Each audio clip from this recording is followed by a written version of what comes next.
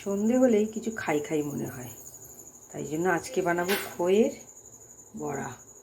তার জন্য দেখো খই নিয়েছি, চালের গুঁড়ো, একটুখানি কাঁচা লঙ্কা খুব মিহি করে কুচিয়ে নিয়েছি, আমার ভাজা মশলা, এটা আমার নিজের তৈরি,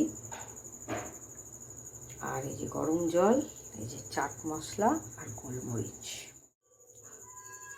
এই দেখো বন্ধুরা, ভালো করে মাখা হয়ে গেছে।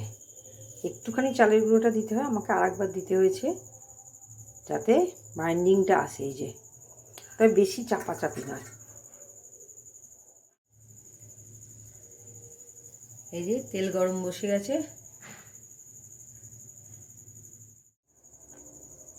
রেডি হয়ে গেল খইয়ের বড়া।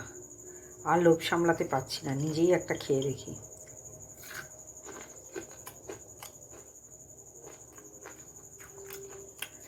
অসাধারণ, করে খাবেন, দারুণ লাগবে। আর যদি আপনারা পেঁয়াজ খান, পেঁয়াজ রসুন দিতে পারেন।